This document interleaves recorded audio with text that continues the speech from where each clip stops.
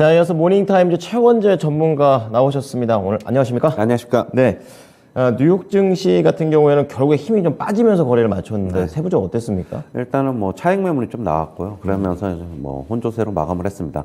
다우는 0.3% 하락, 나스닥은 0.6% 상승, S&P 500은 약보합을 기록했습니다.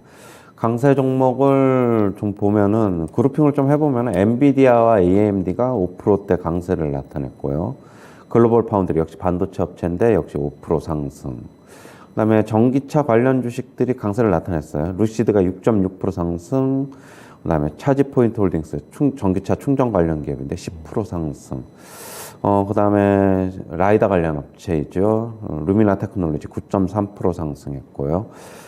그다음에 2차 전지 업체인 솔리드 파워가 10.4% 급등했습니다. 그다음에 쿠팡도 7% 상승했고요. 게임 업체 메타버스 관련주인 로블록스 6.5% 상승했고 수소 관련 기업인 플러그 파워가 6% 상승, 알루미늄 관련 기업인 알코아 8.4% 상승했고요. 소프트웨어 섹터에서는 스노우플레이크가 8.3% 상승, UiPath가 8.5% 상승했습니다. 테슬라가 5.9% 상승했는데요. CT 측에서는 4분기 실적을 긍정적으로 전망을 했습니다. 지금 현재 주가 과매도 상태다라고 얘기를 하고 있습니다. 그다음에 뉴욕 연은은 1년 후 기대 인플레이션이 5%로 지금 둔화된 것으로 지금 집계가 됐는데 전월에 5.2%보다 0.2% 하락했습니다. 21년 7월 이후 최저치고요. 휘발유와 식료품 물가 전망 하락이 기대 인플레이션 둔화로 이어진 것으로 보고 있습니다. 그다음에 샌프란시스코 연은총재는 기준금리 5% 이상을 전망을 한다라고 얘기를 하고 있고요. 인플레이션은 연말까지 3%대로 떨어질 것으로 예상하지만은 25년 초까지 연준의 목표치 2%에 도달하는 것은 힘들 것이다라고 얘기를 하고 있습니다. 그다음에 모건 스탠리 측에서는 S&P 500 3,000선까지 하락할 수 있다라고 얘기를 하고 있는데요. 역시 뭐 경기 침체 위험 때문에 그렇게 얘기를 하고 있고요. 그리고 지금 기업 실적 예상치가 지금 너무 높게 책정이 됐다 그렇게 얘기를 하고 있습니다. 골드만삭스 측에서는 경기 침체 회피 가능성은 있지만은 스태그플레이션 위협이 높다라고 얘기를 하고 있고요.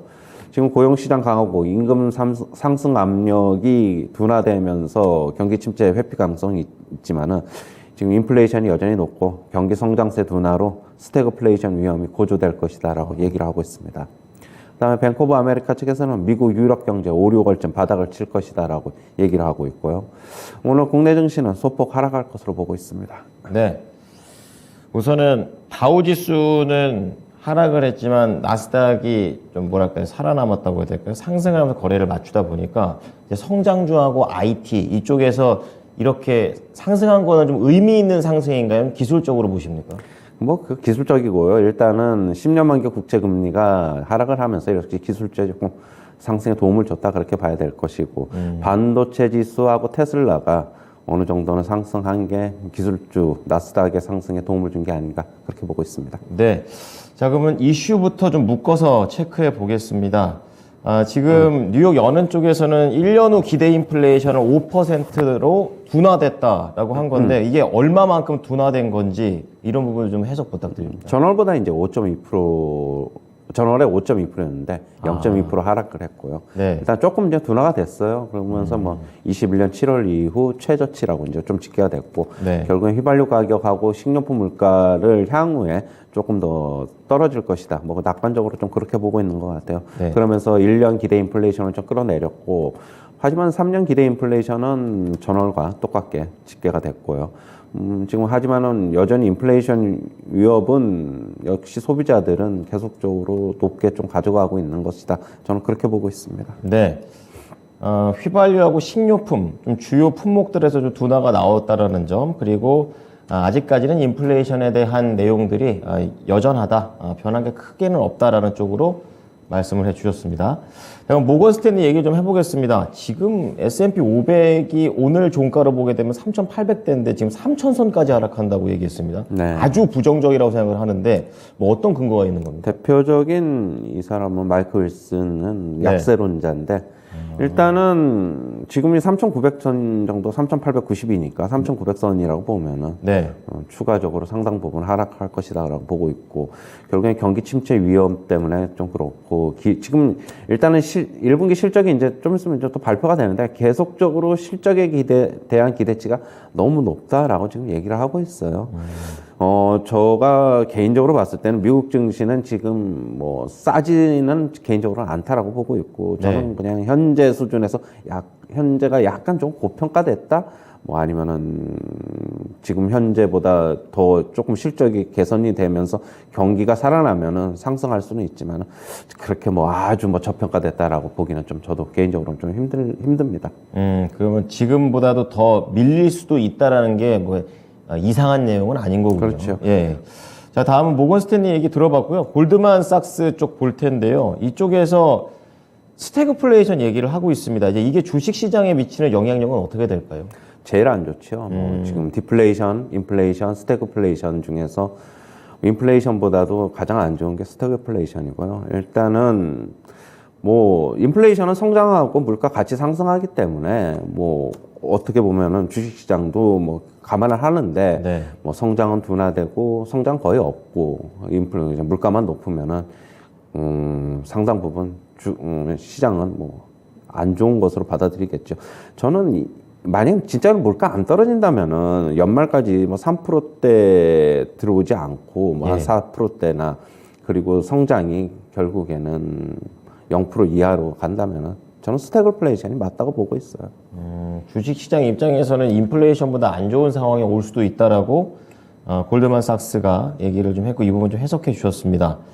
자, 그런 가운데 또 나쁜 소식만 있는 게 아니구나라는 생각이 드는 게, 뱅크 오브 아메리카 쪽에서는 미국하고 유럽 경제가 이제 하반기, 그러니까 5, 6월 좀 바닥을 찍는다 이렇게 얘기를 하고 있는데, 그러면 이제 하반기부터는 회복을 뭐 약하게라도 한다는 거로 받아들일까요? 일단은 상저하고 그거의 예전의 패턴에서 결국에는 그거인 것 같아요. 그냥 조금 이제 어떻게 본다면은 바닥이 하반기보다는 조금 빨리, 뱅크 오브 아메리카 측에서는 5, 6월쯤으로 좀 빨리 올 것으로 보고 있는데, 네.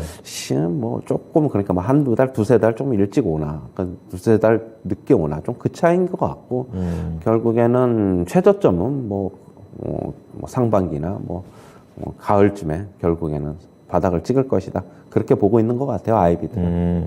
그럼 이제 아이비들에 대한 의견이 지금 뭐 좋은 얘기도 있고 나쁜 얘기도 있는 걸 보면, 좋은 얘기도 지금 들어보니까 그닥 그렇게 좋지도 않은 것 같습니다. 네, 좀 안 좋게 봐야겠네요. 좀. 좋은 얘기가 거의 없지요. 거의 없다라고 없고, 뭐 조금 어떻게 본다면은 경착륙이냐, 그러면 아니면은 뭐 골드만삭스, 모건 스탠리처럼 연착륙을 하느냐, 결국엔 그 차이인 것으로 보고 있고요.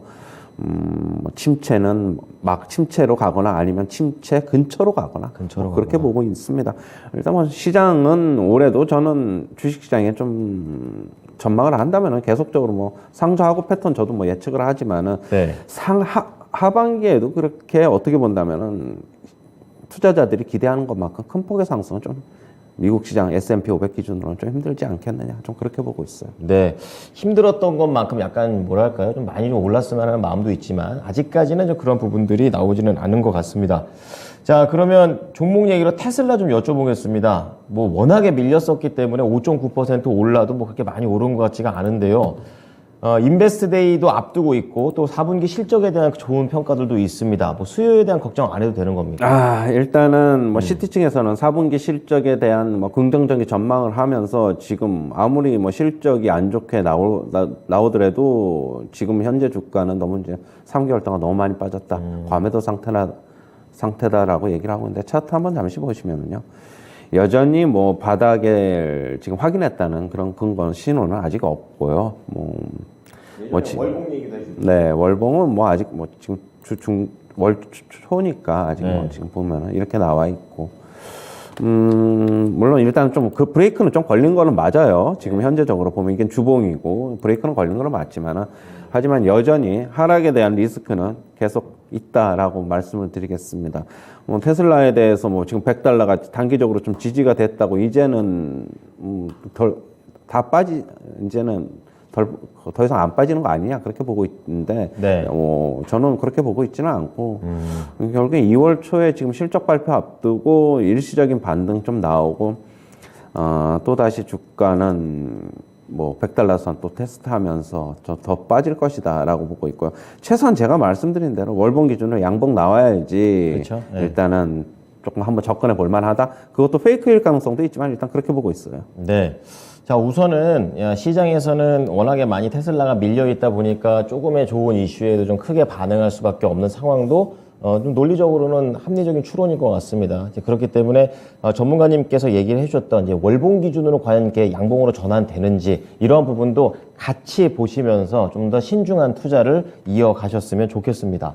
자, 마지막으로 국내 증시 보겠습니다. 하락 생각하시네요.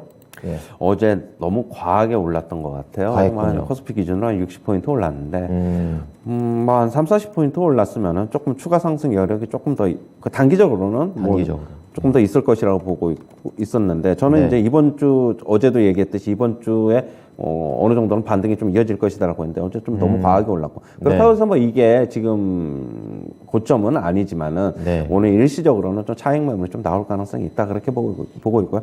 오히려 조금 조정이 나와야지 추가적으로 대기 매수도 좀 유입될 수 있을 것이라고 보고 네. 있고, 굳이 뭐 지금 쫓아서 급하게 살 필요는 저는 없다고 보고 있고요. 좀 기다리면은 조정 나올 때 적당한 매수 타이밍이 좀 있을 것이다 그렇게 보고 있습니다. 네.